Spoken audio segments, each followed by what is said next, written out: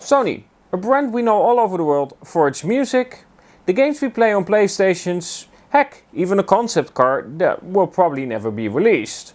So you would think when Sony releases their own phone, and have been doing this for quite a while, that they pretty much run away from the competition. Well, not so fast.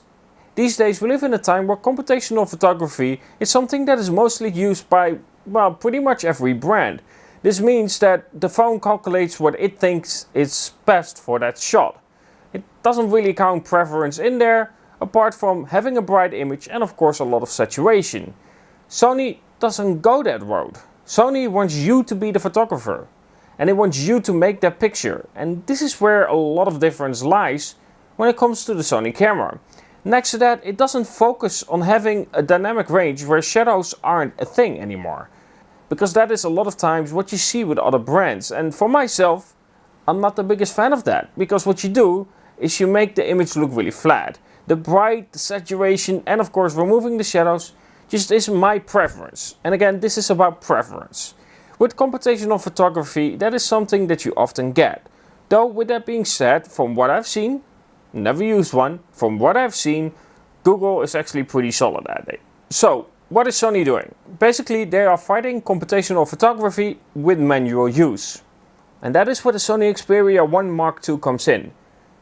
But because it focuses on manual, doesn't mean it doesn't do well in automatic settings. Anyway, let's dive into the pictures and see what this can actually do. So the Sony Xperia 1 Mark II comes with 3 sensors. We get our normal wide, which is a 24mm, we get an ultra wide, which is a 60mm, and we get our zoom, which is a 70mm. That is equal to about 3 times zoom, which is something that we don't often see when it comes to these kind of sensors, but of course we do have optical zoom via periscope right now on other phones as well. Anyway, what I find really important when you have this kind of setup is that the camera takes similar pictures on all of those 3 lenses. And I think Sony has done that really well. There are some slight differences because the main sensor is the most capable of capturing details and of course having the better dynamic range and more. I feel like Sony, however, has done a really good job at making the images look the same. And that's something that is a strength for when you look at 3 camera sensors. I know it's maybe not the main focus, but I find it really important. Now, the thing that I really did notice though is that with the Sony Xperia 1 Mark II is that the dynamic range isn't the best out there. It can struggle with sunsets for instance, and when the clouds are a bit faded, if that makes any sense. I feel like that is the weakness when it comes to the Sony Xperia 1 Mark II. You don't get as much foreground as well, and it's noticeable on some pictures. However, with that being said, for my own preference, that can be combated because the camera results are so much better than I like with something with the Samsung Galaxy S10 that I have or other devices that I have tested. Why? Well, it's more natural.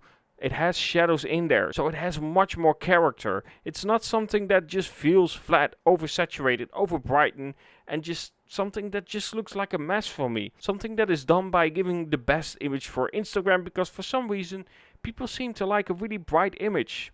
I'm not a fan of that, and especially not of the saturation being pushed up to 200%. And this is where, for me, Sony really wins the battle. I feel like the pictures itself just have so much more character and so much more passion behind the images itself that I feel like you can capture so much more detail and so much more of what you actually seen. It's so much more natural that it's something that the Samsung Galaxy S10 simply cannot replicate. I tried to take pictures of the same scene, and while it has a better dynamic range, you see more of the foreground and background, it just doesn't look as nice. It isn't there. There is no feel in the picture. There is no depth in the picture. There's no natural look in the picture at all. It just feels really flat. And this is something, again, where I say Sony is clearly beating the others when it comes to that. However, there's something that I feel Sony should do with this phone nonetheless, and that is add night mode. I know, this goes against the principle of what natural pictures are supposed to be. Computational photography, or in this case stacking images to create low light images, often results in an image where the sky is almost daytime, and it's not something that is my personal preference. Once again, I feel like you're losing the scene, you're losing what you are trying to capture. Night should be night. This means that the sky should be dark and not cloudy or something in between where you feel like, oh, it's gonna rain really heavily in a moment, or it's like 6 a.m. or something like that where the sun just comes up or the sun just sets. It just doesn't look right. And this is where the night mode really does need some work when it comes to a lot of phones. However, with that being said, seeing how it is computational photography, you would imagine that a phone brand should be able to produce better images like that. And honestly though, Google does that pretty well, but right now, the Google app isn't supported on the Sony Xperia 1 Mark II. Again though, there are some things that Sony has to adjust when it comes to this phone. Something that makes it more marketable for other people. For people that don't want to really step into the pro settings, but if they want to, they can. There is no loss in adding something like that. I feel like you are losing a part of the market if you don't add that.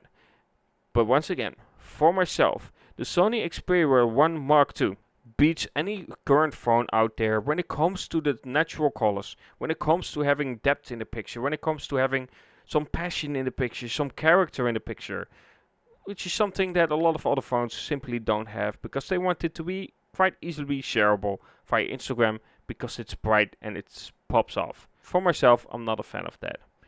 Anyway, what do you think about the Sony Xperia 1 Mark II when it comes to these camera samples? Do you feel like this is something that you would prefer over what Samsung is producing or any other brand out there, honestly? I feel for myself that, yeah, this is my new daily driver, and I'm really happy to see that Sony isn't going into that battle of having the highest megapixel count with 108 megapixel or anything like that. This sensor has that capability, but Sony said we're gonna keep it at 12, so you get a good shutter speed with 12 megapixel shots, but a burst mode of 20 frames per second. Again, this is something that is really impressive, and with the eye tracking coming with this phone as well, and of course coming with a really good pro app for video and photography, I feel like Sony has done a really good job with this phone, especially because it also now has the headphone jack. Thank you, Sony. However, with that being said, in the full review I will address some things that I feel like Sony should improve upon. This one, however, is not for that. I still want to use the device a bit longer and see what my take is on the device, and I feel like I want to focus purely on the camera on this one. If you want to see this phone compared to something like the Samsung Galaxy S10 Plus, let me know in the comments below and I will make a video comparison for that. Because there are quite a bit of differences when it comes to something that Samsung does and Sony. Anyway, talk to you guys in the next and have a good one.